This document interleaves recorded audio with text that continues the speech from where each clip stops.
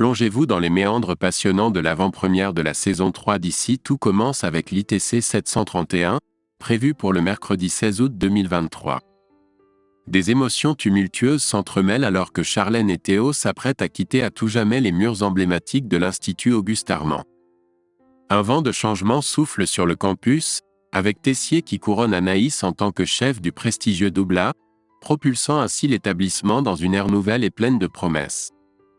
Cependant, les ombres du conflit se dessinent également, tandis que Malia ourdit des plans audacieux.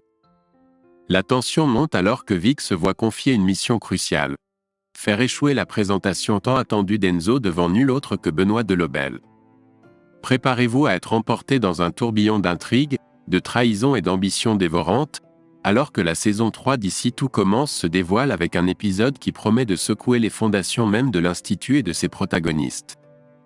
Les couloirs de l'Institut résonnent des échos d'une conversation entre Malia et Vic. Face à l'obstination d'Enzo à ne pas écouter raison, Malia nourrit l'espoir que Vic puisse exercer une influence salvatrice. Elle souhaite ardemment que Vic pousse Enzo à franchir le pas de l'opération, persuadée que les mots de la jeune femme auront un impact décisif. Pourtant, l'hésitation envahit Vic qui s'interroge sur la légitimité de cette intervention. La question de respecter la décision d'Enzo se pose, d'autant plus que Vic perçoit Enzo comme quelqu'un en paix avec son handicap. Mais aux yeux de Malia, cette acceptation cache une façade fragile. Le voile s'est levé lorsque Malia a surpris Enzo, la veille, effondré en larmes devant des jeunes joueurs de football. Sous l'effet de la persuasion, Vic consent à agir. Une tension palpable flotte entre Théo et Anaïs.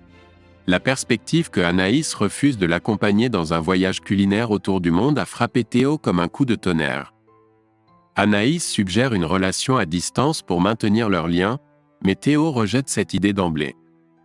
Leurs convictions semblent diverger, créant un fossé entre eux. Charlène reçoit de Claire des nouvelles réconfortantes concernant Louis, échangées dans l'enceinte du parloir. Louis est en bonne santé, mais il refuse catégoriquement de voir Charlène, désirant ainsi alléger le fardeau qu'elle porte en son absence.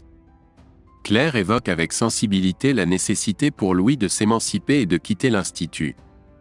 Elle promet d'employer tous les moyens pour réduire la durée de son séjour derrière les barreaux. Théo se livre à Mehdi, partageant son sentiment face à sa décision de partir seul. Il considère une relation à distance comme une épreuve insurmontable.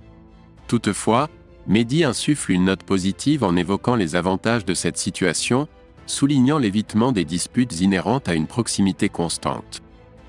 Anaïs se présente devant le chef Tessier avec une décision inattendue.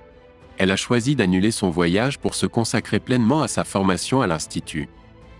Intrigué par sa détermination, Tessier lui offre une opportunité exceptionnelle: être à la tête du Doubla en solitaire.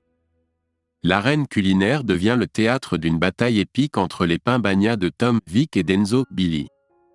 Qui saura offrir la fraîcheur la plus exquise?